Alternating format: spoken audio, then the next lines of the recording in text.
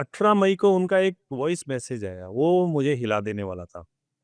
वो voice message था कि धर्मेंद्र, मुझे 4th स्टेज कैंसर है। आप उन्हें कैसे याद करते हैं, वाल्मीकि साहब को? देखिए जमशेद भाई, उनको याद करने का छोटा सा एक लाइन है बस, कि एक इंसान ने 50 साल अपनी ज़िंदगी के जंगल में दे दिए। इससे बड़ी बात क्या होगी? जब भी बात इनकी होगी तो राठौड़ साहब का जिक्र भी होना लाजमी है। हाँ। जब भी फतेह सिंह साहब जाते थे तो वो कहते थे कि वालू आया है, वालू कहते थे वो अक्सर। फतेह सिंह साहब और ये जो है वो बड़े अलग ही मित्र थे। कई दिनों तक वो आपस में बात भी नहीं करते थे, परंतु फतेह सिंह साहब बड़े उत्साहित हो जाते थे उनसे बात करते हुए। इनफैक्ट टाइगर पे उन्होंने इतना काम किया था कि जैसे थापर साहब को टाइगर मैन ऑफ इंडिया कहा गया जी। उनको बाघ गुरु भी कहते थे राठौड़ साहब को। बाघ गुरु, बाघ के गुरु जो इन्होंने दुनिया में आके लिया उससे कहीं ज़्यादा दे करके गया। बिल्कुल सही बात। कई बार कहते थे कि इस देश में ब्यूरोक्रेसी ने ज्यादा बाघ मारे हैं गोलियों से। तो ये बात जो है वो एक जगह रोड बन रहे थे तो फतेह सिंह साहब ने मुझे कहा कि अरे वालू को जल्दी फोटो भेजो और उसको बोलो कि ये रोड बन रहा है। और वो काम करती थी बात, और दूसरे दिन पता लग गया था कि कुछ डांट पड़ गई किसी को और वो रोड का निर्माण रुक गया। तो उनका सबसे इंटरेस्टिंग शौक जो मुझे बहुत बाद में पता लगा, उन्होंने कहा कि मुझे छोटी मछलियों में बड़ा शौक था, जो कलरफुल ये फिशेज जो रखते हैं एक्वेरियम बना के घरों में। जी। के देहावसान के समय भी प्रियंका जी उस दिन पूरे दिन उनके घर पे थे और बहुत ही हम्बली वो व्यवस्था को भी देख रहे थे वहाँ पर। वो काम भी कर रहे थे जैसे घर के मेंबर जैसे काम करते हैं। जी। नमस्कार, आदाब। मेरा नाम है जमशेद कमर सिद्दीकी और हाजिर हूँ मैं लेकर आपका फेवरेट पॉडकास्ट जिसका नाम है शेर खान। एक ऐसा पॉडकास्ट जहां हम आपको शहर की भाग दौड़, यहाँ के शोर, यहाँ के पोल्यूशन से दूर लेकर चलते हैं वाइल्ड लाइफ की दुनिया में, जंगलों की दुनिया में, पर्यावरण की दुनिया में, और वहाँ का आंखों देखा हाल, वहाँ की जी जा चुकी दुनिया, वहाँ की कहानियों से हमें रूबरू कराते हैं हमारे अपने शेर खान उर्फ आसिफ खान उर्फ खानचा, जो हमारे साथ हैं। आपका बहुत बहुत स्वागत है। शुक्रिया जमशेद भाई। तो वही सवाल मैं आपसे दोबारा पूछूंगा जिससे मैं अक्सर शुरू करता हूँ कि आज हम कहाँ जा रहे हैं? खबर तो आपने सुनी होगी, वाल्मीकि साहब नहीं रहे और उनकी बात होगी तो बात रणथंभौर पे आएगी, क्योंकि उन्होंने रणथंभौर के लिए बहुत ज़्यादा काम किया है, बहुत उनका योगदान रहा है। इन पे और भी हम बात करेंगे। तो मेरे ख्याल से उनके बहुत अच्छे जानने वाले जो हैं रणथंभौर में हैं। तो धर्मेंद्र साहब हैं जो कि एक बायोलॉजिस्ट हैं और टाइगर वॉच में काफ़ी दिनों से वो जुड़े हुए हैं। तो उनसे अपन बात करते हैं, उनके बारे में और जानते हैं, थापर साहब के बारे में, फिर दोबारा से हम आकर के इस गुफ्तगू को आगे रखेंगे। सुनते हैं शेर खान और धर्मेंद्र साहब की बातचीत और फिर हम लौट के आते हैं। तो आज हमारे साथ फिर जुड़ गए हैं धर्मेंद्र साहब रणथंभौर से। और आज जब हम रिकॉर्ड कर रहे हैं 5 जून वर्ल्ड एनवायरनमेंट डे है, साथ में एक दुखद खबर भी इस हफ्ते आई जो कि tiger man of India Valmiki Thapar साहब ने इस दुनिया को अलविदा कह दिया। करीब 50 साल तक उन्होंने जंगल में अपना योगदान दिया और उनके काम को बहुत लोगों ने सराहा, मैंने भी देखा है, उन्होंने बहुत अच्छा काम किया है। और अंततः वो कैंसर की जो लड़ाई थी वो आखिर में हार गए। तो इसके बारे में हम उनके बारे में बात करने के लिए, जो कि बहुत ही क्लोज उन्होंने जिनके साथ काम किया, धर्मेंद्र साहब के साथ बात करने के लिए। धर्मेंद्र साहब, इस खबर को आपने ट्वीट किया था, वहाँ से मुझे पता चला था। तो सबसे पहले हम आते हैं कि उनके साथ आपके रिश्ते कैसे थे? सर, वो एक जाने माने विख्यात बाघ विशेषज्ञ के साथ एक बहुत ही उम्दा इंसान थे। और मुझे रणथंभौर में रहते हुए जब 6-7 साल हो गए थे, और फतेह सिंह साहब को भी अंत में इसी तरह की एक बीमारी से वो ग्रसित हुए, कैंसर से। जी।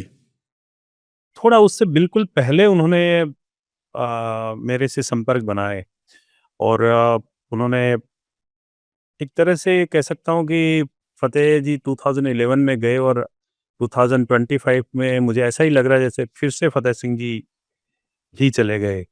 तो उनका और मेरा रिश्ता एक बहुत ही निजी, नितांत और से बहुत ही व्यक्तिगत संपर्क थे।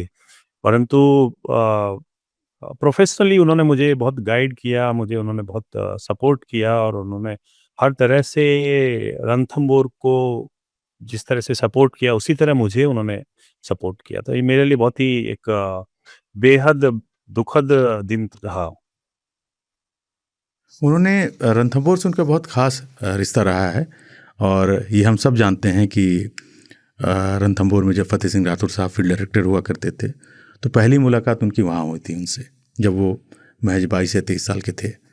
तब से उनका रणथंभौर से प्यार जुड़ा और फ़तेह सिंह राठौर साहब जिनकी संस्था है टाइगर वॉच, जिसको आप देख रहे हैं, वहाँ पे आप अच्छे काम को अंजाम दे रहे हैं। उनका जो प्यार था रणथंभौर से, उसको आप कैसे देखते हैं? सिर्फ रणथंभौर नहीं, उनके पूरे बिहेवियर को जो रणथंभौर के लिए उनका था, एक तरीके से वो अपनी जगह को मानते थे कि रणथंभौर मेरा है, मैं उसके लिए काम करूँगा। बहुत बार उन्होंने लड़ाई लड़ी विद इन द सिस्टम, जो कई बार कुछ टास्क फोर्स बनाए गए, कई बार जब टाइगर को लेकर बात होती थी, टूरिज़्म को लेकर बात होती थी, तो उनका अलग नज़रिया होता था। उसके बारे में कभी आपने बताएंगे, उसके बारे में कोई जिक्र करिए?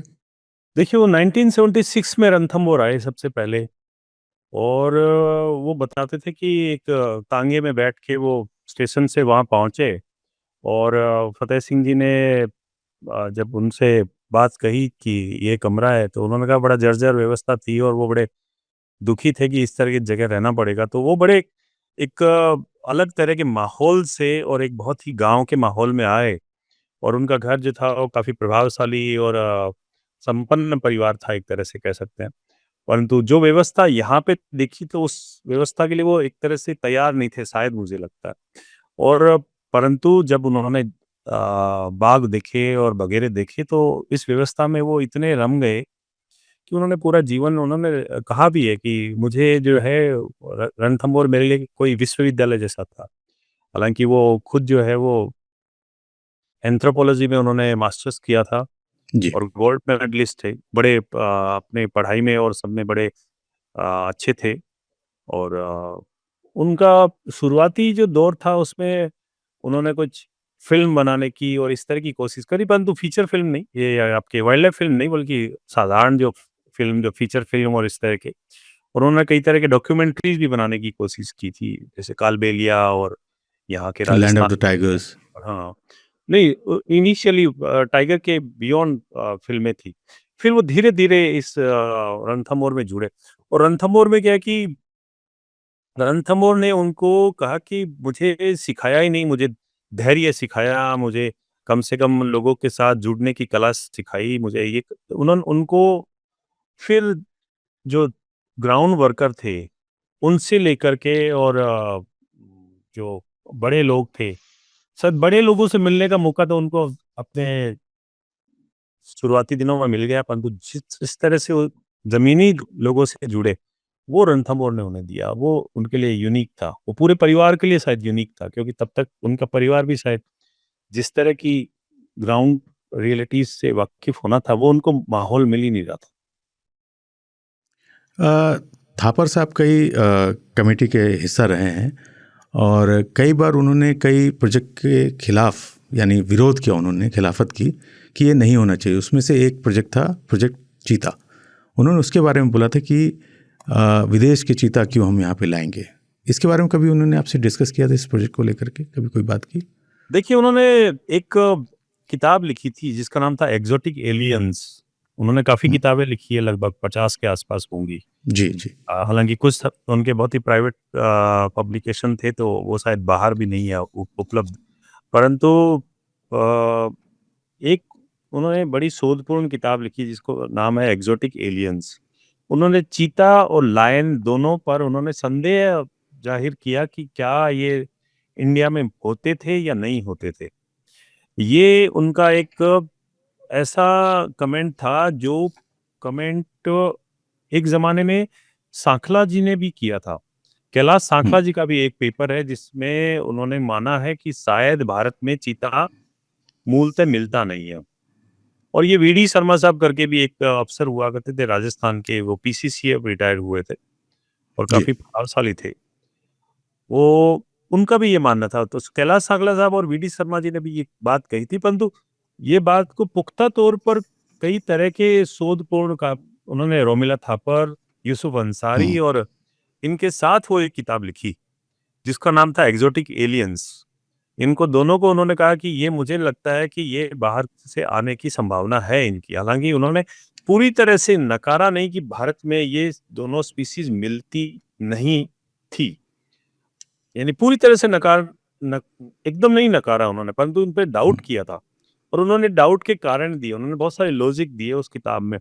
और जब भारत में चीता लाया जाने की प्रक्रिया शुरू हुई तो उन्होंने काफी सारे डाउट किए कि अब हमारे पास तो इस तरह का हैबिटाट ही नहीं है। क्या आपने कभी अफ्रीका के हैबिटाट को देखा है? और वो इस चीता लाने के प्रोसेस के बाद में काफी पुख्ता तो हो गए कि नहीं, ये स्पीसीज शायद भारत में मूलतः मिलती नहीं थी, क्योंकि हैबिटाट जो था, अब आप देख लीजिए आज भी सारे चीता लगभग बंद है, या जो छूटे हुए हैं उनके पीछे कैप्टिव में। और जो चीता बंद है उनको आपने एनक्लोजर जो है चारों तरफ इलेक्ट्रिक फेंस लगा के लेपर्ड से बचा के रखा है। तो ये हालत है हमारे इस प्रोजेक्ट की। अब इस प्रोजेक्ट को मैं कितना कमेंट करूं, मतलब। और उन्होंने बहुत मुखर तौर पर कहा कि ये जो है हमारे अधिकारियों को अफ्रीका जाके देखना चाहिए जो चीता लाना चाहते हैं, और ये शायद देश के लीडरशिप को गलत राय दी जा रही है कि इस तरह के चीता लाने चाहिए। हालांकि उन्होंने लीडरशिप पर उतना सवाल नहीं उठाया जितना सवाल उन्होंने हमारे वैज्ञानिकों पर और जीव वैज्ञानिकों पर, जैसे कि WI से जुड़े हुए जो लोग थे उन पर, और जो इसकी काफी सपोर्ट कर रहे थे इस आइडिया को, चीता लाने के आइडिया को। उन्होंने कहा ये जी। स्पीसीज जो है वो ओपन ग्रासलैंड के लिए इवोल्व हुई है, और हम इसको अगर जंगल, फॉरेस्ट और इसमें डालेंगे तो कैसे रहेगी वो। और यही हुआ, उन्होंने जंगल काट करके ग्रासलैंड बनाया पुणे में। पुणे में ओपन ग्रासलैंड थे नहीं, और वो बना के बिल्कुल।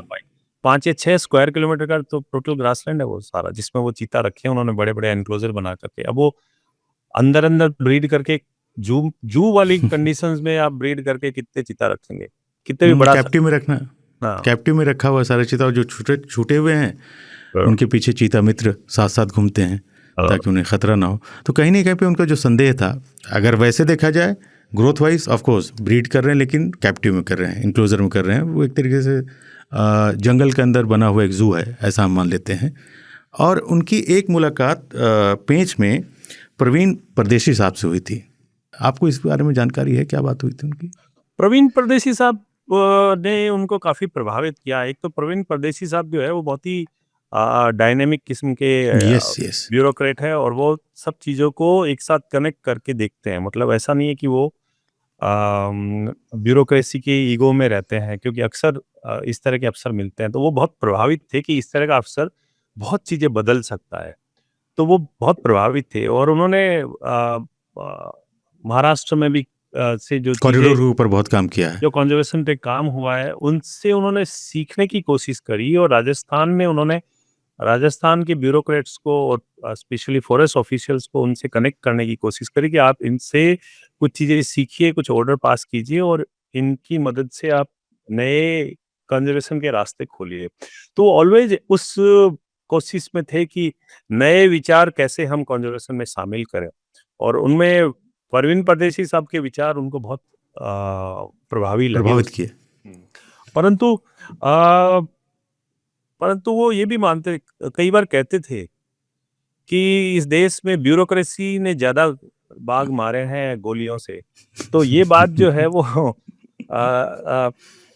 यही बात को वो तोड़ने के लिए उन्होंने परवीन परदेसी जैसे जो डिफरेंट ब्यूरोक्रेट है उनको उन्होंने अपने साथ लेने की कोशिश की।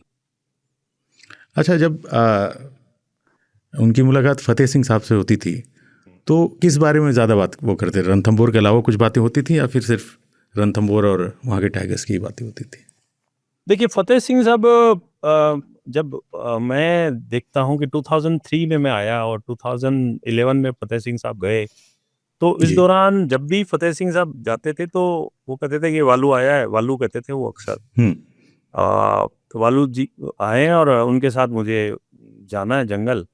फिर गए थे आज हम, मैंने कहा मुझे भी एक बार मिलवाइए, तो उन्होंने कहा कि वालू कहते हैं यार तुम अब नए लड़का है, क्या करूँगा मैं मिलके, तो आज तो मैं नहीं लेके जाऊँगा। तो उन्होंने मेरे से 2011 तक मुलाकात ही नहीं की। जब उनकी ओह। देहांत होने लगा तब उन्होंने मेरे से मिला, और फिर उन्होंने लगभग हर दिन सपोर्ट किया। परंतु फतेह सिंह साहब और ये जो है वो बड़े अलग ही मित्र थे।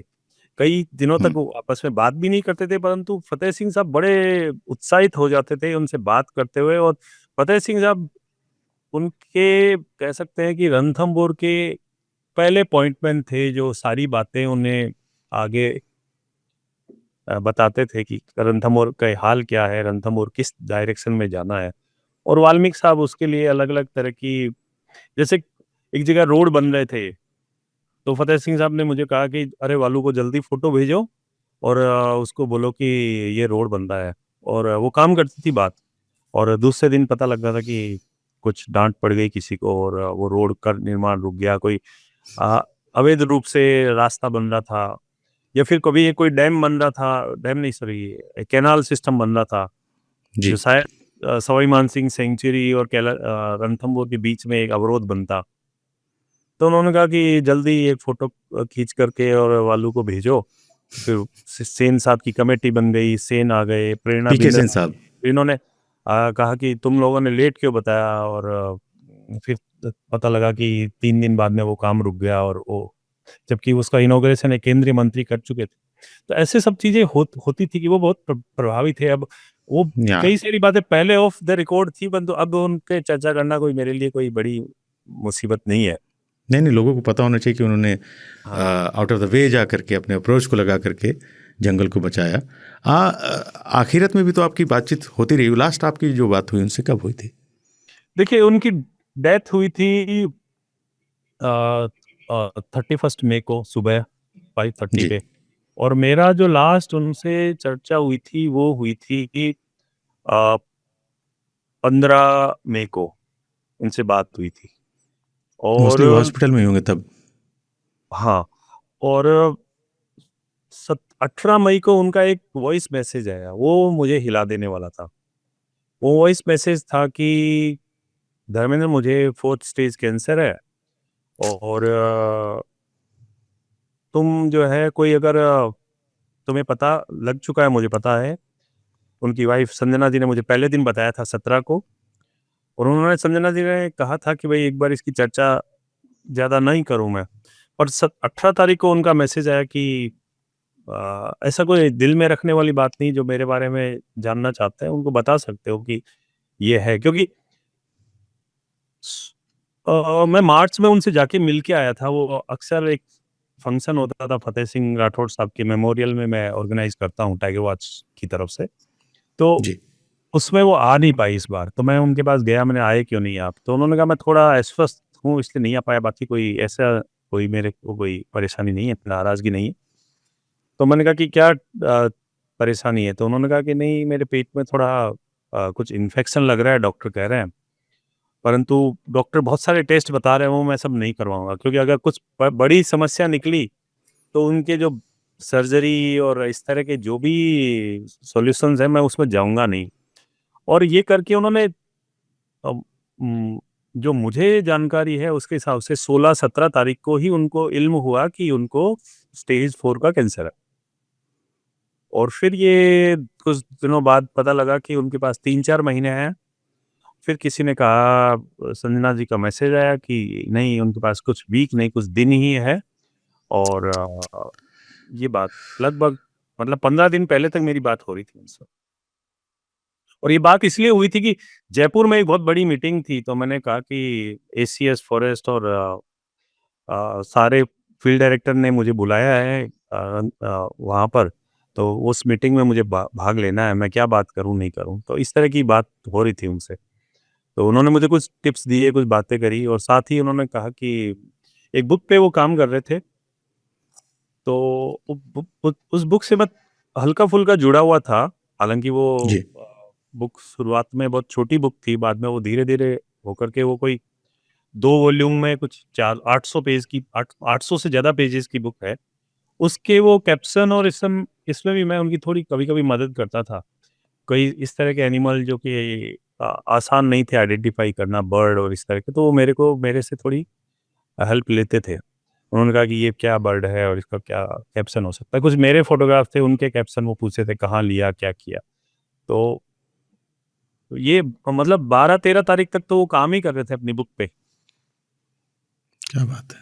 और उनको ये इल्म था कि कुछ है प्रॉब्लम और इसको जांच नहीं करवानी है, जांच करवाने से पता लगेगा और फिर पता लगेगा तो उसका इलाज शायद बहुत मुश्किल होगा, तो उन्होंने जांच ही 15 दिन पहले करवाई।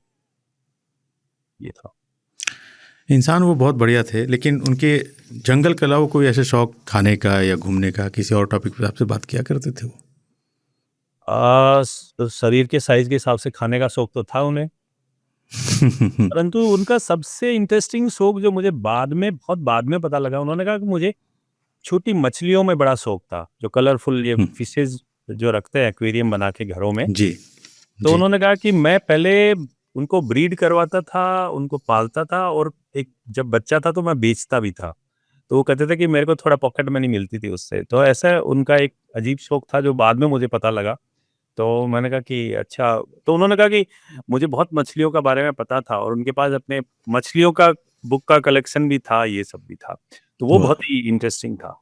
जब मैं पहली बार मिला था तो उनका एक बहुत बड़ा रूम था जो मतलब एक अंडरग्राउंड रूम जैसा था, बहुत ही बड़ा हुँ, विशाल कमरा था, जिसमें एक लाइब्रेरी जैसी थी। तो पुराने बुक्स जो उनकी थी वो उसमें बहुत बड़ा कलेक्शन था।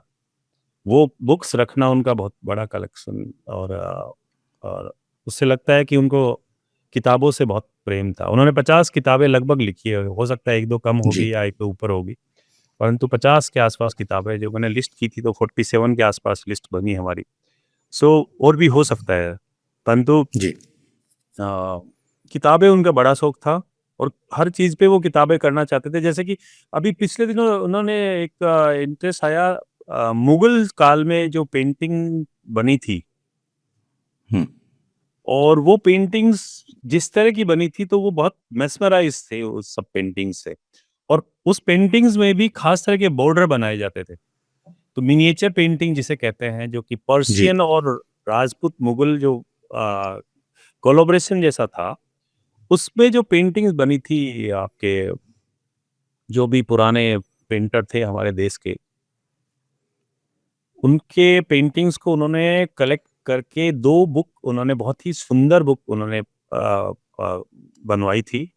परंतु उन्होंने कोई प्रकाशित नहीं करी, सेल्फ पब्लिश थी वो। तो उन्होंने मेरे लिए एक डिजिटल कॉपी भेजी थी, तो बहुत ही सुंदर कॉपी है। उसमें मैंने थोड़ी मदद की, उसमें जो बॉर्डर्स में छोटे-छोटे बर्ड्स और एनिमल्स के पिक्चर्स हैं, उनको आइडेंटिफ़ाई करना। उन्होंने कहा कि ये कहाँ से लेके आए? मतलब पूरे यूरोप के छोटे-छोटे कलरफुल बर्ड्स, हिमालयन बर्ड्स, ये क्या मुगलों के बात है! पास भी थे और उनकी एवियरी इतनी अ, डाइवर्स थी कि किस तरह से मंसूर और इस तरह के जो पेंटर्स थे, उन्होंने उस पेंटिंग को बनाया होगा। और उनमें देखने लायक बात ये थी कि जैसे आपके कोबरा, कैमेलियन और आपके अलग-अलग बर्ड्स और अलग-अलग पेंगोलिन और इस तरह की जो मिनिएचर पेंटिंग्स था, तो सैकड़ों, हज़ारों की संख्या में उन्होंने उनको निकाला और उन्होंने कहा कि ये इसमें उन्होंने केवल अ नेचुरल हिस्ट्री वाला पार्ट शामिल किया, जिसमें शिकार की जो बातें थी, वो शामिल नहीं की। तो वो उनका बड़ा एक इंटरेस्टिंग विषय था। उन्होंने कॉफ़ी टेबल बुक्स काफ़ी सारी पब्लिश की और कमाल के पिक्चर्स होते थे। इनफैक्ट आपने भी मदद की।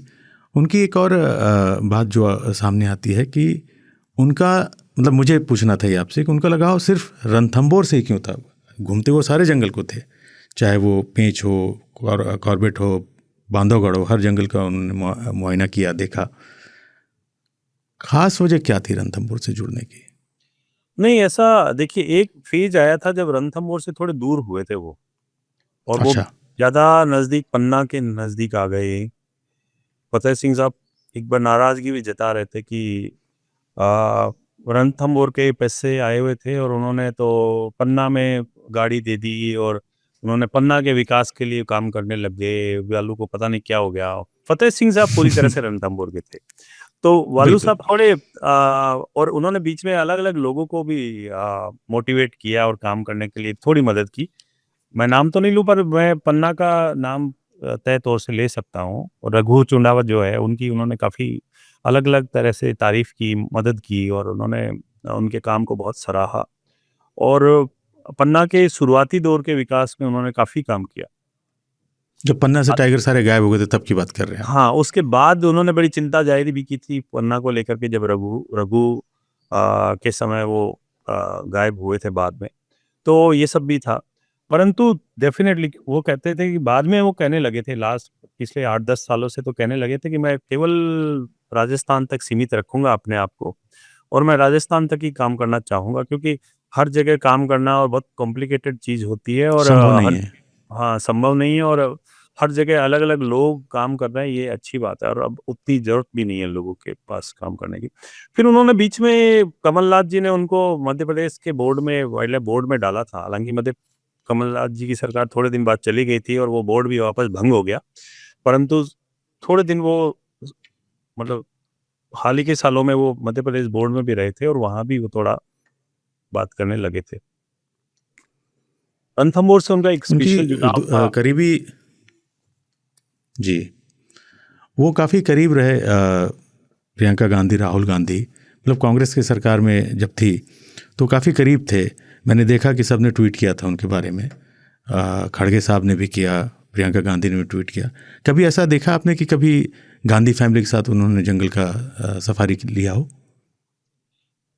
नहीं, गांधी परिवार के साथ मैंने उनको सफारी करते कभी नहीं देखा, परंतु गांधी परिवार डेफिनेटली नज़दीक था, उनके परिवार से ही नज़दीक है। शायद वो उनका जो जी, परिवार है, उनका भी कहीं पर्सनल था। हाँ, कनेक्शन थे जवाहरलाल नेहरू परिवार से। और अ, मैं अभी जब उनके देहावसान के समय भी प्रियंका जी उस दिन पूरे दिन उनके घर पे थे, और बहुत ही हम्बली वो व्यवस्था को भी देख रहे थे वहाँ पर। वो काम भी कर रहे थे, जैसे घर के मेंबर जैसे काम करते हैं, जी, वैसे प्रियंका जी उनके घर पे मदद कर रहे थे। ये मैंने नज़दीक से देखा, और उस दिन क्रिमेशन के दिन भी राहुल जी, प्रियंका जी दोनों, और उनके परिवार के अन्य सदस्य भी वहाँ शामिल थे। तो परंतु कई सारी बातें अम, थी जो उनको पार्टी के आगे भी लेके जाती थी। जैसे वसुंधरा राजे के साथ भी उनके बहुत ही नज़दीक के जी, कनेक्शन थे। तो वो उनको अ, यहाँ के कंज़र्वेशन में उनका भी बहुत बड़ा सहयोग मिला। तो वो सीमित, और वो असल में जब भी बात होती थी तो बाघ, रणथंभौर और इन्हीं विषय पर होती थी। कभी कोई पार्टी, पॉलिटिक्स और जाति और धर्म और हाँ, वैसा उनके साथ में। लेकर के कभी चर्चा ही नहीं करी। और 1-2 बार इस तरह की चर्चा आई, उनके नज़दीक के मित्रों ने कुछ तो भी कम्युनल सी बातें बोली, तो उन्होंने कहा कि देखो, मैं जिस परिवार में पैदा हुआ हूँ, पढ़ा हूँ, उसमें कभी ऐसी चर्चा हुई ही नहीं, और तुम लोग किस तरह से बातें कर ही नहीं सकते मेरे सामने। तो वो बहुत ही गहरे सदमे में थे कि किसी नज़दीकी आदमी ने उनसे इस तरह की बातें की कि जो कम्युनल बात थी। तो वो जी, बहुत ही एक जी, तरह से सेक्युलर दिमाग के, बहुत ही प्रोग्रेसिव परिवार से थे, और बहुत ही मतलब आगे की सोच रखने वाले व्यक्ति थे वो। बिल्कुल, इसमें कोई शक ही नहीं। दूरदर्शिता उनकी बहुत अच्छी थी, इसीलिए रणथंभौर में उनका बहुत बड़ा योगदान है, मैं कहूँगा, जिसकी वजह से वहाँ पे इतने टाइगर फल फूल रहे हैं। उनका बड़ा योगदान रहा है फतेह सिंह राठौर साहब के बाद अगर देखा जाए तो। सर, बहुत अच्छी जानकारी आपने दी, और मुझे यकीन है कि वो बातें हैं जो कहीं किताब में, कहीं आर्टिकल में नहीं मिलेगा, और आपको हम बार बार बुलाते रहेंगे अच्छी जानकारी के लिए। धर्मेंद्र साहब, आपका बहुत बहुत शुक्रिया हमसे बात करने के लिए, और जल्दी आपसे मुलाकात करेंगे सर। धन्यवाद आशीष साहब। Thank you. Thank you sir, thank you. तो बहुत बढ़िया बातचीत और बहुत सारी जानकारी हमें हासिल हुई। ये एक मैं जानना चाहता था कि आपसे कि ये तो पूरी बातचीत हो गई, लेकिन एक पर्सनल लेवल पर आप उन्हें कैसे याद करते हैं, वाल्मीकि साहब को?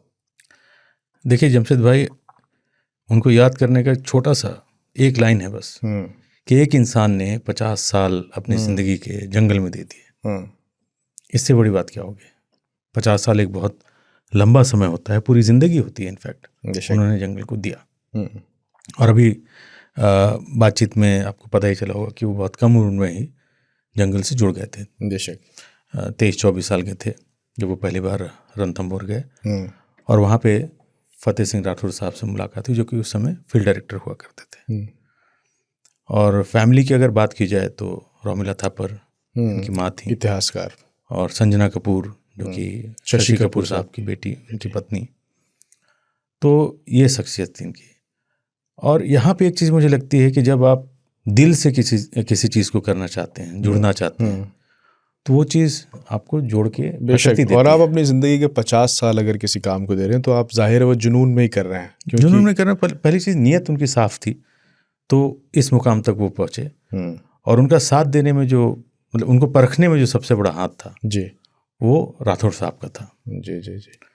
अगर जब भी बात इनकी होगी हाँ तो राठौड़ साहब का जिक्र भी होना लाजमी है। हाँ, इस पर आपने पहले भी नाम लिया इनका और उस पर जानकारी दी है। वाल्मीकि थापर जब भी आएंगे तो राठौड़ साहब का नाम तो भी थोड़ा जरूर इनके आएगा। बारे में बताइए, फिर हम आगे बात करेंगे वाल्मीकि साहब पर। फतेह सिंह राठौड़ साहब जो थे, 1978 से 1988 यानी 10 साल तक फील्ड डायरेक्टर रहे। जी, रणथंभौर में। रणथंभौर में। रणथंभौर की हालत इतनी ख़राब थी कि उस समय रणथंभौर ऐसा नहीं था जो हम देख रहे हैं कि टाइगर से भरा हुआ एक जंगल। उस समय इंसानों से भरा हुआ जंगल हुआ करता था। अच्छा। उस जंगल में 20 गांव थे अंदर। और जो रणथंभौर का गेट, जहाँ वो मंदिर है गणेश जी का, वहाँ पे दुकानें लगा करती थी। मतलब जंगल के अंदर जाइए तो आपको लोग घूमते हुए नजर आ रहे हैं। तो टाइगर की संख्या बहुत कम थी, जाहिर है। और पूरा वाइल्ड लाइफ डिस्टर्ब था, मतलब जानवर से ज़्यादा इंसान दिखा करते थे। तो उन्होंने पूरे गांव को विस्थापित किया। न सिर्फ विस्थापित किया बल्कि इंश्योर किया कि यहाँ पे वाइल्ड लाइफ जो है वो पूरी तरीके से प्रोटेक्टेड रहे। तो इस सिलसिले में लोग उनसे जुड़ते चले गए। और उसके बाद फतेह सिंह राठौड़ साहब जो थे 1960 में ये इंडियन फॉरेस्ट सर्विस में आ गए थे, मतलब उससे पहले जब फील्ड डायरेक्टर बने, और प्रोजेक्ट टाइगर के मेंबर भी रहे। और ये पहले WII बैच में ट्रेनिंग ली थी इन्होंने, पहले बैच की wild life institute of India में इन्होंने लिया। फतेह सिंह राठौड़ साहब वो इंसान थे जिन्होंने नेशनल पार्क का दर्जा रणथंभौर को इन्होंने दिया है। इनकी कोशिश थी कि वर्ल्ड हेरिटेज साइट का वो भी तमगा भी मिले रणथंभौर को, जो कि वो कहते थे कि वो नहीं दिला पाए। और आज भी आप अगर रणथंभौर जाएंगे तो उन्होंने बहुत अच्छे काम की स्कूल वगैरह उन्होंने खुलवाए हैं वहाँ पे। और रणथंभौर फाउंडेशन भी है। बहुत सारे काम इन्होंने किए हैं जो काबिल तारीफ़ है। ये दर्शाता है कि राठौड़ साहब भी पूरा जीवन जंगल को दिया। बेशक।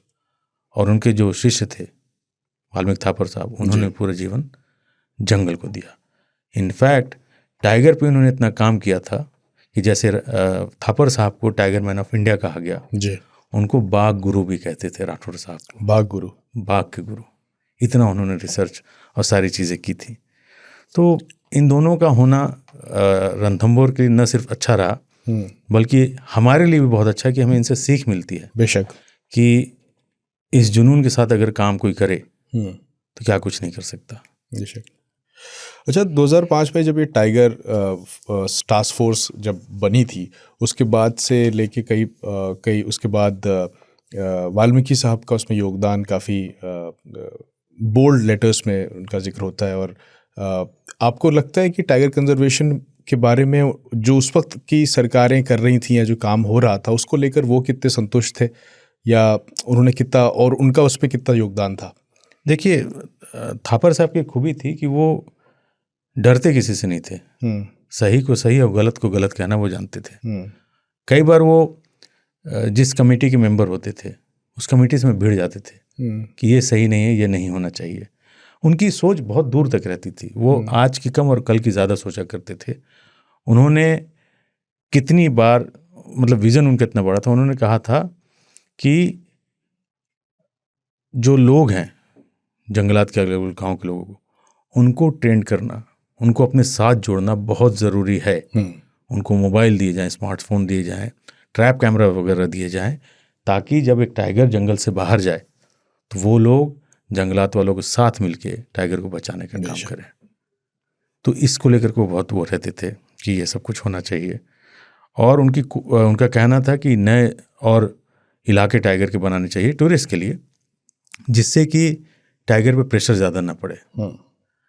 अभी जैसे इनसे जब बात हो रही थी हमारी, तो उन्होंने बताया एक जगह कि जब रोड्स कुछ नए बनते या कुछ भी नया जो जंगल के नुकसान पहुंच सकता था, उस चीज़ को रोकने में इनका हाथ होता था। राठौड़ साहब खुद कहते थे कि थापर को बताओ फटाफट वो सही कराएंगे, तो वो कराते थे इस काम को आउट ऑफ द वे जा करके, क्योंकि उनकी पहुंच बड़े बड़े अधिकारी और सरकारों में होती थी। बेशक। तो वो उस लेवल का काम करते थे। कई बार वो दूसरे जंगलों में भी गए, पन्ना वगैरह के लिए भी उन्होंने थोड़ा बहुत नहीं, ज़्यादा बहुत काम किया। लेकिन मेनली जो उन्होंने काम किया वो रणथंभौर में काम किया। और उनका कहना था कि एक जॉइंट मैनेजमेंट टीम होनी चाहिए जिसमें एक्सपर्ट, साइंटिस्ट जो कंजर्वेशन के लिए काम करते हैं, इनकी टीम बनाई जाए और वो फील्ड डायरेक्टर के साथ मिल के काम करें, ताकि 6 लोग होंगे, 6 दिमाग लगेगा। एक्सपर्ट होगा, वो अपने तरीके से बात करेगा, साइंटिस्ट होगा, साइंटिफिक बात करेगा, अधिकारी होगा, उसके बाद अथॉरिटी होगी। तो इतनी टीम को जोड़ने वाली बात थापर साहब करते। बहुत सारे सरकारी समितियों को उन्होंने साथ में लिया और हमेशा एक नई चीज़ को सोचते रहते थे। ये नहीं कि एक काम कर दिया तो भूल जाओ। जंगल को बचाने के लिए उन्होंने नए नए तरीके ढूंढे, नए नए प्लान बनाए, जिसमें उन्होंने कई लोगों को जोड़ा और वो सारे कामयाब रहे। तो ये तो उनकी कोशिशों का नतीजा था कि 2018 से 2022 के बीच में करीब 200 बाघ जो थे वो बढ़े। जी, जाहिर है। मगर जब भी उनका जिक्र आता है तो चीता प्रोजेक्ट का जिक्र भी ज़रूर आता है कि वो उसके कुछ मुखालिफ थे, उसके विरोध में थे। इसकी क्या वजह थी? हाँ, ये आपने सही कहा। वो इसे इल एडवाइस कहते थे। अच्छा। एक बीमार सोच या सुझाव चीते को लेकर प्रोजेक्ट को कहते थे कि अफ्रीकन क्यों यहाँ पे हम लेकर के आए। वो कहते थे कि पहले इंडिया के जो साइंटिस्ट हैं, जो जंगलात के लोग हैं, वो अफ्रीका जाएं और देखें कि वहाँ के जंगल कैसे होते हैं। हमारे पास क्या वैसे जंगल हैं, वैसे ग्रासलैंड, जंगल से मतलब ग्रासलैंड, चीता वगैरह हंटिंग के लिए ग्रासलैंड। इंडियन टेरेन में अगर बात करें, अगर उनको ला के छोड़ेंगे तो उनकी जो ट्रेनिंग है या जो उन्होंने सीखा है, उन्होंने अफ्रीका के हिसाब से सीखा है, ना कि इंडिया के जंगल के हिसाब से। इसीलिए जब कोनों में लाया गया तो जंगल को काट करके ग्रासलैंड बनाया गया। मैं यहाँ पे बीच की बात करूँगा। प्रोजेक्ट चीता को इन्होंने बोला था कि नहीं होना चाहिए, बट वो प्रोजेक्ट आज सक्सेसफुल दिख रहा है। ब्रीड भी कर रहे हैं और चीते बढ़ भी रहे हैं हमारे। लेकिन कहाँ? कैप्टिव में, फेंसिंग में, इनक्लोजर में पड़ रहे हैं। और जो बाहर निकल रहे हैं उनके पीछे कोई गार्ड लगा हुआ है, चीता मित्र लगे हुए हैं उसको बचाने में, कोई लेपर्ड न मार दे, कोई किसी और जानवर से खतरा ना हो, मैन ह्यूमन कॉन्फ्लिक्ट ना हो। फिर ऐसे चीतों का रखने का क्या मतलब है? यहाँ पे मैं उनसे इत्तेफाक रखूंगा थापर साहब से। सक्सेसफुल है क्योंकि आपने जितने लाए थे उससे संख्या बढ़ गई है। बिल्कुल। बट उस संख्या के बढ़ने का क्या फायदा? वो तो एक तरीके का जंगल के अंदर जू हो गया ना। तो थापर साहब यहाँ पे गलत नहीं थे। तो इस पे उनके जो सुझाव उन्होंने दिए थे, मैं समझता हूँ कि वहाँ पे वो सही थे। लेकिन मैंने कहा मैं बीच की बात करूँगा। वहाँ पे सक्सेस रेट भी दिख रहा है कि चीते बढ़े हैं, लेकिन कैसे बढ़े हैं ये मैं आपको बता चुका हूँ। और जो ये कहते थे वो बात भी बिल्कुल सही है।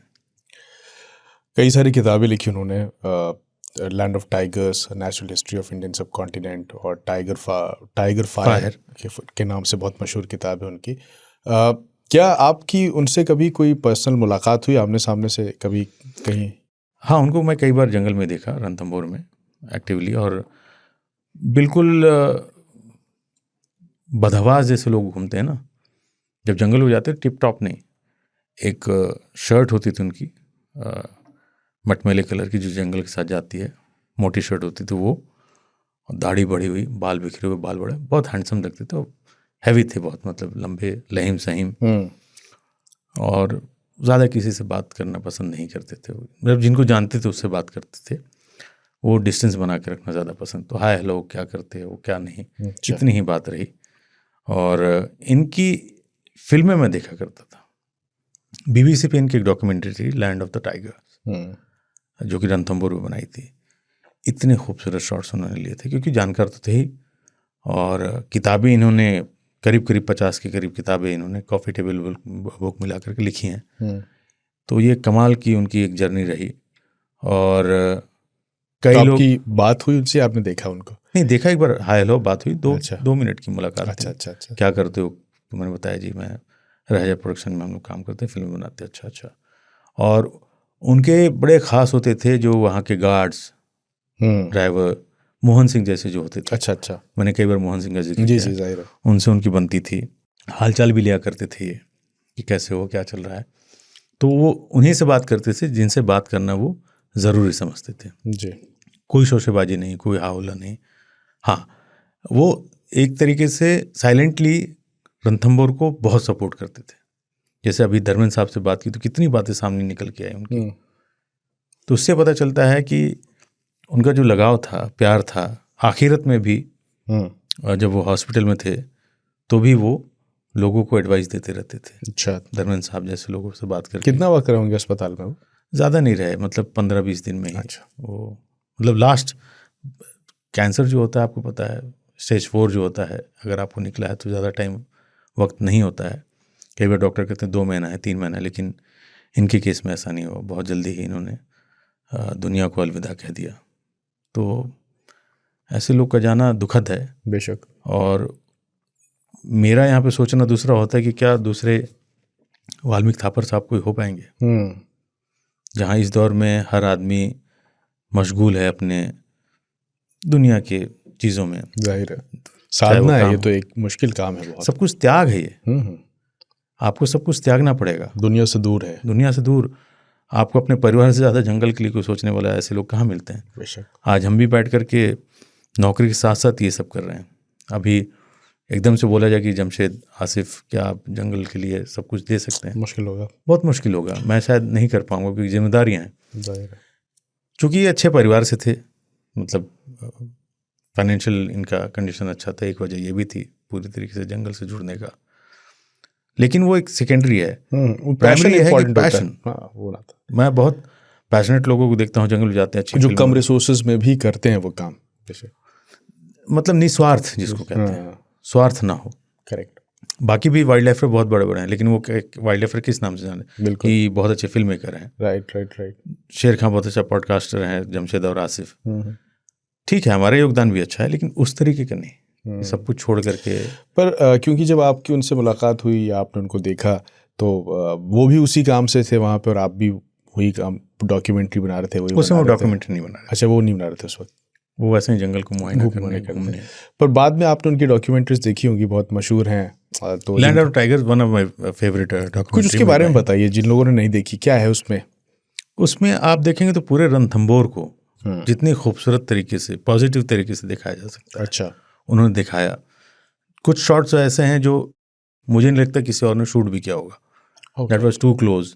स्पेशली छतरी वाली एक उनकी छतरी, मतलब रणथंभौर जब जाते हैं तो लेक के पास कई छतरी, यानी छोटे छोटे वो पुराने जो किले होते थे उनकी छतरी होती है, उसके पास बैठे हुए टाइगर्स के जो शॉट्स थे। अच्छा, तो वो लॉन्ग शॉट्स में दिखाई दे रहे छतरी। अच्छा, आपको लगता था क्या है, तो वो लगता था यार ये कुछ यूनिक है, कुछ नया है। फिर मैंने आंखों से जाके भी देखा, लेकिन कहीं ना कहीं पे इनका भी एक योगदान रहा है मुझे उधर खींचने के लिए। ऐसे लोगों को देख के आप इंस्पायर होते हैं और कहीं ना कहीं पे इनका एक ठीक ठाक, मैं कहूँगा, पुश होता है आपको जंगल की तरफ ले जाने का। बेशक। वो पुश कहीं ना कहीं इन्होंने भी मुझे दिया। और ये बड़ा अनफॉर्चुनेट है कि जाना एक दिन सबको है, लेकिन ऐसे जाना हो तो फिर क्या ही बात होगी जिनको बैठ के हम चर्चा, आप मर जाएंगे, मैं मर जाऊँ, कुछ नहीं होगा। ऑफिस में एक मेल आ जाएगा कि निकल लिए, खत्म, दिन में खत्म। 2-4 दिन लोग आएंगे, शेर खां बंद हो गया, कहाँ गए शेर खां, अरे मर गए। लेकिन ऐसी मौत अगर किसी को मतलब मिलती है तो मैं कहूँगा जो इन्होंने दुनिया में आके लिया उससे कहीं ज़्यादा दे करके। बिल्कुल सही बात। आप बोलोगे ना कि मैंने जी एक बहुत बड़ा होटल बना दिया है, डजेंट मैटर, अपने लिए बनाया था। मैंने कॉलेज खोल दिया तो आपके खानदान का वालों का हो जाएगा। इन्होंने कुछ नहीं लिया, दिया, जंगल को बढ़ाया, टाइगर को बढ़ाया। न सिर्फ टाइगर, ये टाइगर को लेकर के नहीं कि थापर साहब सिर्फ टाइगर, पूरा रणथंभौर, पूरे और भी जितने जंगलात हैं हिंदुस्तान में, उसके लिए काम किया। यहाँ तक कि वो लड़ जाते थे। यार कौन लड़ेगा आज की डेट में? आप अपने सिस्टम से ही लड़ने की कोशिश कर रहे हैं। तो इनकी पहुँच सबसे बहुत अच्छी थी, दोस्ताना था। अभी जब बातचीत में भी जिक्र हुआ इनका कि जब इंतकाल इनके क्रिमेशन में प्रियंका गांधी तक गए तो आप समझ सकते हैं कि उनकी कितनी इज्जत थी समाज में। और सरकारें किसी की भी हों, चाहे बीजेपी की राजस्थान में या कांग्रेस की, ऐसे नहीं कांग्रेसी थे वो या बीजेपी के थे, सरकारों से उनकी ठीक ठाक बनती थी, क्योंकि सरकारें जानती थी कि ये इंसान जेन्युइन है यही काम और करता जंगल है। के लिए काम करता है, बेशक, तो उनका साथ सरकार भी देती थी। क्योंकि ऐसे लोग कम होते हैं जो खामोशी में काम करने वाले लोग होते हैं, जिनका काम बहुत वक्त के बाद दिखाई देता है। इस तरह के काम, जैसे आपने वो माझी का जिक्र सुना होगा, जो जिसने पहाड़ तोड़ के रास्ता बनाया। सोचिए उसने वो काम कितने ज़माने तक, तो वो जुनून ही था ना, जब तक तोड़ेंगे नहीं तब तक छोड़ेंगे नहीं।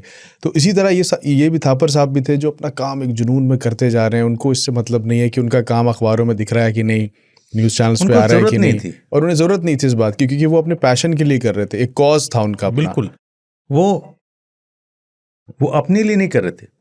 आदमी ये सब चीज़ें तब सोचता है या चाहता है जब वो अपने लिए कुछ कर रहा होता है, बेशक, जिससे मुझे कुछ हासिल होगा, मुझे इसके एंड पे पब्लिसिटी मिले, लोग मुझे जाने। ये लोग वैसे नहीं थे।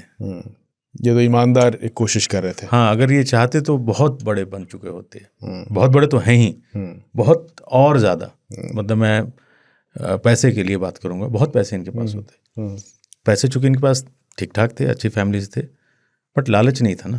लालच सिर्फ इतना था कि जंगल को और आगे ले जाना है, बेशक रणथंभौर को और आगे बढ़ा देना है। तो ये एपिसोड मैं और आप थापर साहब को समर्पित करते हैं श्रद्धांजलि के तौर पे। और वो जहाँ रहें, भगवान उन्हें अपने श्री चरणों में जगह दे, अल्लाह उन्हें अच्छी जगह दे, जन्नत अता फरमाए, और वो जहाँ रहें खुश रहें। और उनको देख के बाकी जो नए लोग हैं वो उनसे प्रेरित हों और उसी तरह काम करें, उसी ईमानदार, उसी मेहनत के साथ। बिल्कुल बिल्कुल। चलिए फिर ख़तों पर आते हैं। हमारा ईमेल एड्रेस है radio@aajtak.com। अगर आप भी ख़त भेजना चाहते हैं तो जानते हैं कि आज का पहला ख़त किसने भेजा है। ये ख़त है अभिराम सहस्त्रबुद्धे साहब का, पुणे से इन्होंने हमें लिखा है। लिखते हैं, नमस्ते जमशेद भाई और खानचा, मैंने शेर खान का ख़जाना हाल ही में पाया है। अब तक 14 एपिसोड ही सुन चुका हूँ। बस कुछ एपिसोड सुनकर पॉडकास्ट इतना पसंद आया कि आपको ख़त लिखकर ये बताने की इच्छा हुई कि आप दोनों की ओर से इस पॉडकास्ट को लंबी उम्र मिले और मुझे उससे एक दिन कम। नहीं, आप हमेशा हयात में रहें। हाँ, भले जमशेद भाई चले तो क्या हुआ। पर खानचा जिस लगन के साथ जमशेद भाई की जान पर हावी है, देखिए बिल्कुल सही टाइमिंग है। ये पत्र जल्दी लिखना ज़रूरी हो गया ताकि उसका असर इफ़ेक्ट आ सके। आप दोनों का एंटी सनसनी अंदाज इस पॉडकास्ट की लज्जत बढ़ा देता है। मेरी कमज़ोर हिंदी के लिए माफ़ी चाहता हूँ। जंगल जिंदाबाद। धन्यवाद अभिराम सहस्त्रबुद्धे, पुणे। और हैशटैग में उन्होंने बहुत इंटरेस्टिंग लाइन लिखी है। कहते हैं, धरती पर सबसे गिरा हुआ जानवर अगर कोई है तो वो इंसान ही है। बिल्कुल, thank you so much hashtag के लिए। अरे सर, पुणे में मेरे ख्याल से आपसे मुलाकात मेरी हुई है नहीं, मुझे याद नहीं। और जमशेद भाई को लेकर मैं वैसा बोलना चाहता कभी नहीं हूँ, क्योंकि बीवी बच्चे हैं, अकेले होते तो बात अलग होती। But thank you so much, आप हमारे एपिसोड देख रहे हैं और इसे भी शेयर करते रहिए। बहुत बहुत शुक्रिया आपका जी। पापिया जायसवाल लिखती हैं, I am listening from Nottingham. I never missed a single episode of you. I love forest. Whenever I visit India, I try to visit Corbett or Ranthambore. Your show makes me more interested. How is Tadoba? Please do episode about this. Love to hear it. You are doing amazing work. Jungle Zindabad. जिंदाबाद। तडोबा पे हमने episode किया था एक, येड़ा अन्ना और वागडो mail पे। Correct. उसके अलावा अभी रिसेंटली हमने जो तडोबा पे हो रहे हैं वहाँ पे टाइगर से मौतें हो रही हैं, उस पर एपिसोड किया है। और वो लिंक हम चाहेंगे कि यहाँ पे लगा दें ताकि आप उसे देख सकें। इतनी दूर से आप हमें देख सुन रही हैं, उसके लिए आपको बहुत बहुत शुक्रिया। इसके अलावा अगला कुछ कमेंट्स भी शामिल कर लेते हैं जो लोगों ने किए हैं।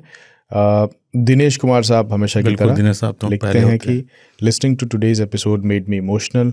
Loss of 11 lives in Chandrapur is very unfortunate. The shrinking of forest area is very challenging. Dinesh Canada से लिख रहे हैं। Yes, of course, sir. It's a very क्या बोला जाए, दुखद। और जंगल भी खतरे में है, इंसान भी खतरे में है, तो सोचना लाजमी है। देखते हैं सरकारें इसके लिए क्या करती है। लेकिन सर, आप हमेशा पहला कमेंट आपका होता है। बहुत बहुत शुक्रिया आपका दिनेश साहब। स्वाति पिंपरकर लिखती हैं, बढ़िया रहा ये एपिसोड। सेव टाइगर के साथ सेव जंगल का नारा साथ में ही होना चाहिए, ये ज़रूरी है। बिल्कुल, thank you Swati ji. Wildlife wonders नाम से एक आईडी है, इसमें लिखते हैं राकेश कुमार दास, जमशेदपुर झारखंड से। इनके कई बार चिट्ठियाँ भी आई हैं, हाँ, ऑडियो चिट्ठी होती है, बहुत अच्छी होती है, सुंदर चिट्ठियाँ रहती हैं इनकी।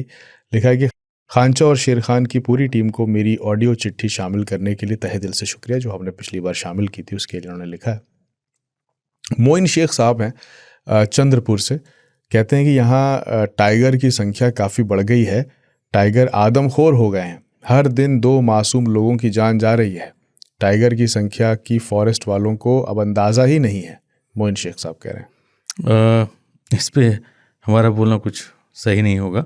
मुझे पता है कि जो गिनती जंगलात वालों के पास होती है उसमें थोड़ा ऊपर नीचे होता है, और आप सही कह रहे हैं, वहाँ पे इस समय जो 11 मौतें हुई हैं वो चिंताजनक हैं और भी ख़तरनाक ही हो सकता है अगर अच्छे कदम नहीं उठाए गए। बट आई एम श्योर कि जंगल वाले अपना काम बखूबी कर रहे होंगे। Thank you so much sir.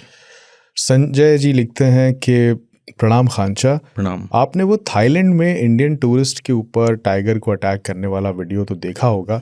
उस वीडियो में देखा जा सकता है कि जंगल के राजा को कुत्ते के पट्टे के साथ वॉक कराता वो टूरिस्ट किस कदर कॉन्फिडेंस में था, जब तक बाघ का दिमाग नहीं सटक गया उस पर। किस्मत अच्छी थी कि ज़िंदगी बच गई उसकी। आप टाइगर्स के इस तरह के शोषण पर क्या कहेंगे? सुना है कि थाईलैंड में कई जगह फार्म्स हैं जहां बहुत ही क्रूर और गैर कानूनी कार्य होते हैं बाघों के साथ। न सिर्फ थाईलैंड, बाकी अगर आप देखें यूएई वगैरह में, सऊदी वगैरह में लोग पेट बना के रखते हैं। चाइना में तो फार्मिंग होती है, इनकी ब्रीडिंग होती है, उसका लोग मीट खाते हैं। तो तभी मैं कहता हूँ ना कि सबसे गिरा हुआ प्रजाति इंसान है। वो टूरिस्ट वाले वीडियो में आप देखेंगे, थाईलैंड में अगर जाते हैं तो वो उन्हें हल्की नींद की इंजेक्शन दे के रखते हैं, तो उन्हें होश नहीं होता है, इसलिए आप पीछे बैठ के ऐसे हाथ रख के फोटो खिंचा रहे हैं और आप महसूस करते हैं कि आप बड़ा ताकतवर बहुत बड़ा। उसने सिर्फ हल्का सा झटका दिया था, स्टोरी जो टहला रहा था उसकी फाकते उड़ के भागा। ऐसे कई वीडियो आप देखते होंगे, लोग छू रहे हैं डर के भाग जाते हैं, सिर्फ उसके हल्के से हिलने पे। अगर वो होश में हो ना, इनके होश उड़ा देगा, वो होश का जिंदगी उड़ा देगा, और होना भी यही चाहिए। पर ये किस तरह का थ्रिल है? इसमें क्या पता नहीं है। इंसान मतलब चंद पैसों के लिए एक जो राजा है जंगल का, या शायद अब वीडियोस के लिए कि इसमें वीडियो आएगी, लोग देखेंगे। लोग अगर जाना बंद कर दे तो ये धंधा भी बंद हो जाएगा ना। बेशक। प्रॉब्लम जो है लोगों का है, उनको टाइगर के साथ फोटो खिंचानी है हाथ रख के, जाओ जंगल में। इंडियन था वो जो बंदा था, मैं उसको जंगल में छोड़ दो लिया के, अभी कॉर्बेट में, रणथंभौर में, बांधवगढ़ में, कहीं पे भी जाओ भाई अब कि बहुत टाइगर फोटो खिंचा के आ जाना, माला लगी हुई फोटो उसकी मिलेगी, घर वाले लगाएंगे क्योंकि बचेगा नहीं। तो इन गधों का कुछ नहीं हो सकता है। ट्रैवल विद रवि मुकुल साहब कहते हैं खांचा, उन्होंने दिल लगाए आपके आगे बहुत सारे। फिर लिखा है pure knowledge, nice podcast, but naming a tiger prevents poaching as tourist start telling ये टाइगर लापता है। ये टाइगर्स के नाम पर हमने जो रखा था उसके बारे में बात कर रहे हैं कि naming a tiger prevents poaching. नहीं, ऐसा कुछ नहीं है कि इससे पोचिंग रुक जाएगी या बच जाएगी कि गायब हो जाएगा। तो जो होना होता है, पोचर अलग तरीके से काम करते हैं, उनका नेक्सस बिल्कुल अलग है। इनफैक्ट उनकी कोशिश रहती है किसी नामी गिनामी टाइगर को ना मार दें, वरना इंक्वायरी बैठेगी बड़ी वाली, फिर मुश्किल हो जाएगी। वो कोर एरिया के टाइगर को ज़्यादा अपना शिकार बनाते हैं, जिससे कि ज़्यादा प्रेशर नहीं बनेगी। हाँ। लेकिन नाम रखना गलत है, इससे मैं भी सहमत हूँ कि नाम बिल्कुल नहीं रखना चाहिए। Thank you so much sir. दीवाना काइंडो एक आईडी है, इन्होंने अपना नाम तो नहीं लिखा है। कहते हैं कि एक एपिसोड भारतीय वनस्पतियों के बारे में भी लेकर आएँ। भारतीय वनस्पतियों और बाहर की वनस्पतियों में क्या अंतर है, क्या विशिष्टता है? एक और प्रश्न, क्या अमेज़न रेन फॉरेस्ट में महुआ का पेड़ पाया जाता है? हृदय की अनंत गहराइयों से आपका बहुत धन्यवाद।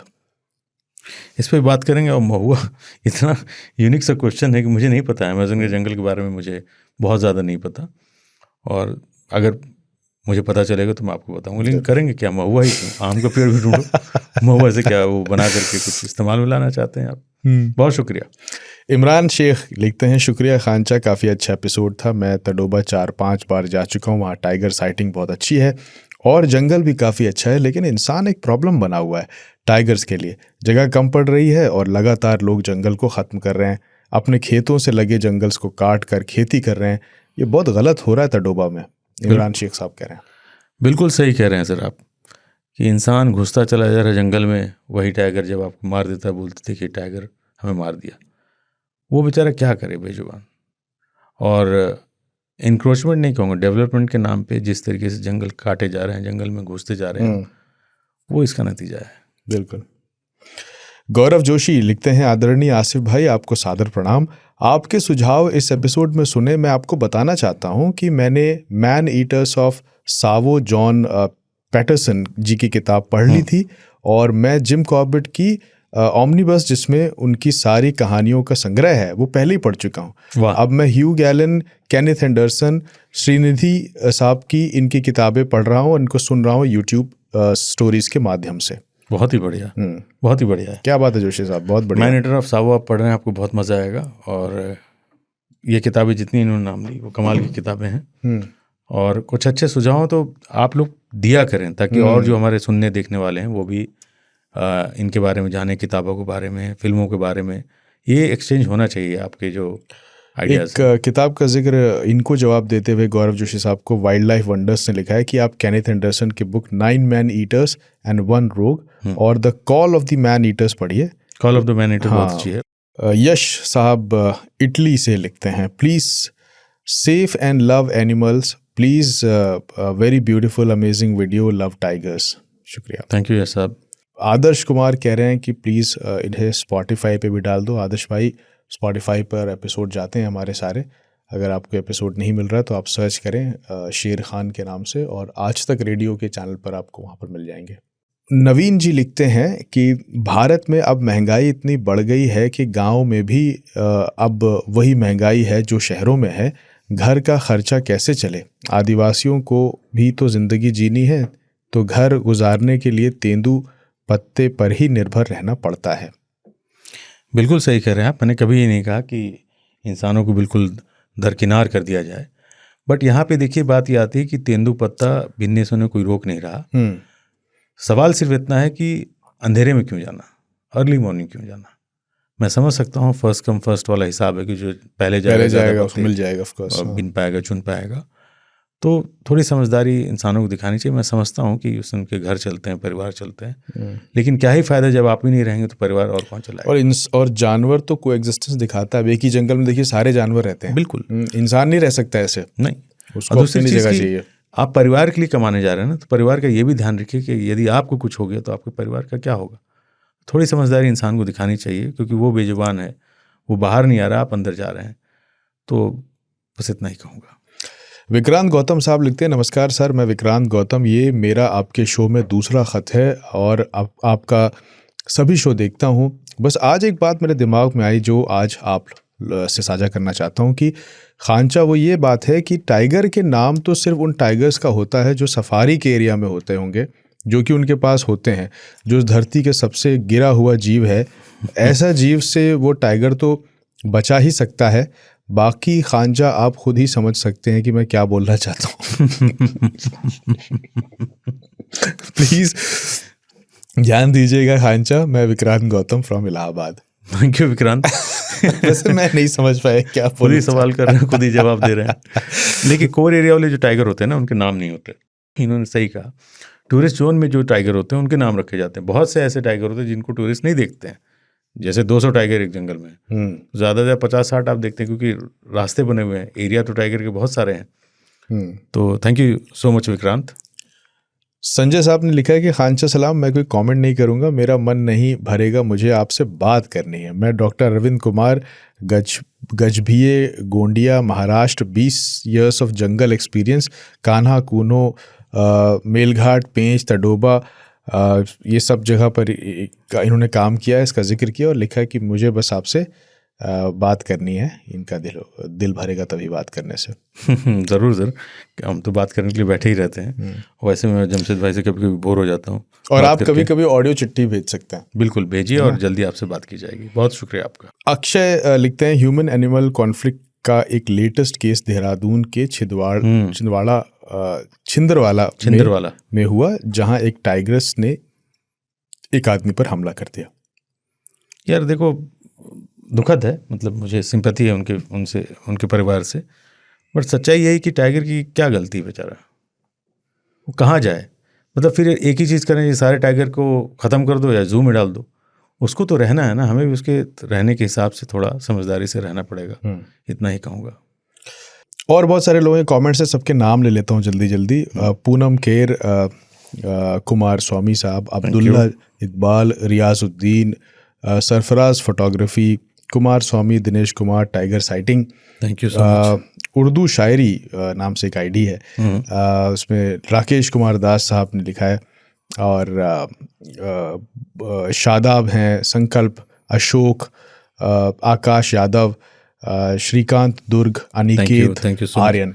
तो ये सारे कमेंट्स तो हम पढ़ते ही हैं, सबके कमेंट्स, और ये संभव नहीं कि सबके कमेंट्स लिए जा सके, बट आने वाले वक्त में कुछ और सिस्टम हम ऐसा बनाएंगे कि सारे कमेंट्स को हम किसी तरीके से ये बता सके कि हमने पढ़ा है, देखा है, और आप लोग कमेंट्स करते रहें और खाता में लिखते रहें। वॉइस नोट सबसे अच्छा माध्यम है, क्योंकि जब आप बोलते हैं तो हम भी सुनते हैं और हमें भी अच्छा लगता है, तो नज़दीकी का एहसास होता है। बेशक। और बहुत जल्दी हमारा ये जो शो है वो अब जंगल टू जंगल जाएगा, यानी आउटडोर पॉडकास्ट हम करने की कोशिश कर रहे हैं।